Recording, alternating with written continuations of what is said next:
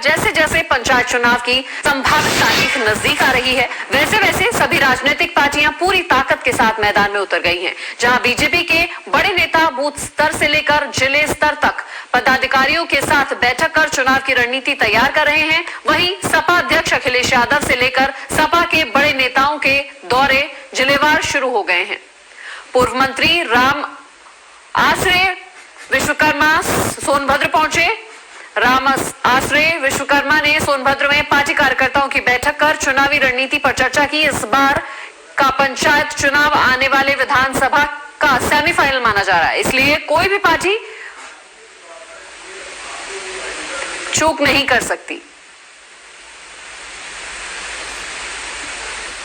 आज हमारे साथ समाजवादी पार्टी के बड़े नेता और पूर्व उच्च शिक्षा मंत्री राम आश्रय विश्वकर्मा जी हैं।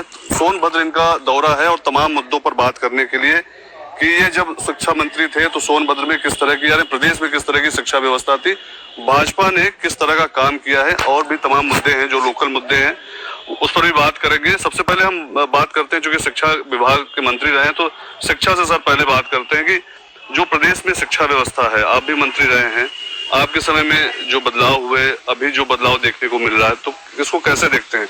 कितना लगता है कि प्रदेश के बच्चों का भविष्य जो समाजवादी पार्टी की सरकार में चाहे नेताजी मुख्यमंत्री रहे हों या माननीय श्री अखिलेश यादव जी मुख्यमंत्री रहे हों, सरकार की पूरी कोशिश है कि शिक्षा और विशेष करके वो शिक्षा जो है गांव के गरीब किसान मजदूर के बच्चों तक पहुंचाने का काम किया जाए।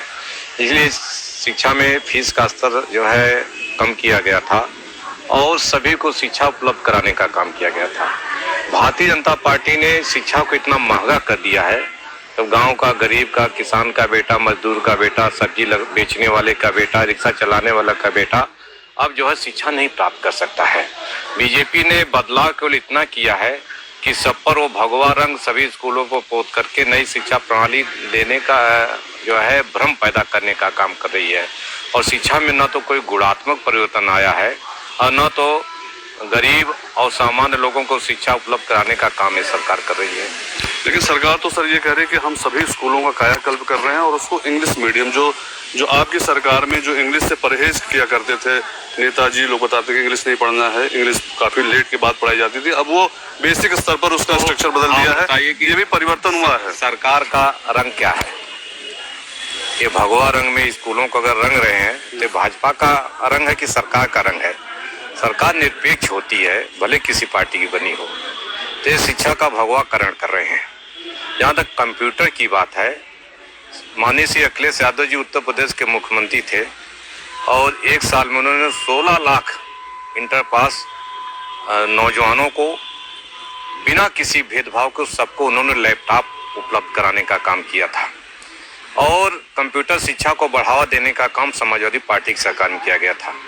देश के प्रधानमंत्री ने अगर डिजिटल इंडिया बनाने का नारा दिया था तो कुछ तो किया नहीं, लेकिन डिजिटल इंडिया बनाने का, डिजिटल उत्तर प्रदेश बनाने का काम श्री अखिलेश यादव जी ने 16 लाख लैपटॉप बांट करके गांव और गरीब के नौजवानों के हाथ में देकर डिजिटल इंडिया बनाने का काम श्री अखिलेश यादव जी ने किया था। सर अभी 2022 में चुनाव होने वाले हैं, आप भी चुनाव लड़ेंगे, अब परिवर्तन, आप कह रहे हैं कि परिवर्तन की बारी आ गई है, किन किन मुद्दों को लेकर आप लड़ेंगे? मतलब क्या क्या प्रमुख मुद्दे रहेंगे जिससे आप अपनी सरकार बनाएंगे? विकास का मुद्दा रहेगा। बीजेपी ने सरकार बनने के बाद धोखा दिया, जो विकास का एजेंडा लेकर के आए थे एक भी पूरा नहीं किया। और इनका संकल्प पत्र उठाकर देख लीजिए कि संकल्प पत्र जो है, घोषणा पत्र जो होता है, किसी पार्टी का गीता और कुरान के बराबर होता है, लेकिन संकल्प पत्र का एक भी इन्होंने काम पूरा करने का काम नहीं किया। यहाँ समाजवादी पार्टी की सरकार में घोषणा पत्र को माननीय श्री अखिलेश यादव जी ने 3 साल में ही पूरा कर दिया था और घोषणा पत्र से ज्यादा काम करने का काम किया था। तो जनता अब इनके झूठ और फरेब को समझ गई है, और नित नए दिन ये नई बात का करके जो भ्रम फैलाते हैं, इनकी चालबाजी को भी जनता समझ गई है। जनता अब जो है परिवर्तन चाहती है, और हमें उम्मीद है कि 2022 में उत्तर प्रदेश की जनता भारतीय जनता पार्टी को हटाएगी और माननीय श्री अखिलेश यादव जी के नेतृत्व में समाजवादी पार्टी की सरकार बनाएगी। सर एक अंतिम सवाल है कि अगर सरकार आपकी आती है, शिक्षा मंत्री आप फिर बनते हैं, तो क्या बदलाव होना चाहिए? मतलब किस बदलाव की जरूरत थी इस सरकार में जो सरकार नहीं कर पाई? आप आएंगे तो क्या बदलाव करेंगे? शिक्षा की गुणवत्ता को सुधारेंगे, रोजगार पर शिक्षा को बढ़ावा देने का काम करेंगे और शिक्षा हर गरीब के घर तक पहुंचाने का काम करेंगे ताकि गांव का गरीब और बेसहारा लोग वो भी अपने बच्चों को पढ़ा सके ताकि उत्तर प्रदेश की साक्षरता दर बढ़ सके। मुख्यमंत्री जी टोपी से क्यों इतना डरते हैं? ये टोपी तो डॉक्टर लोहिया ने पहनी थी, ये समाजवाद का प्रतीक है, ये गैर बराबरी के खिलाफ लड़ने का प्रतीक है, जुर्म और पीड़न के खिलाफ लड़ने का प्रतीक है। लाल टोपी तो क्रांति का प्रतीक है और बड़े बड़े परिवर्तन इसी लाल टोपी से हुए हैं।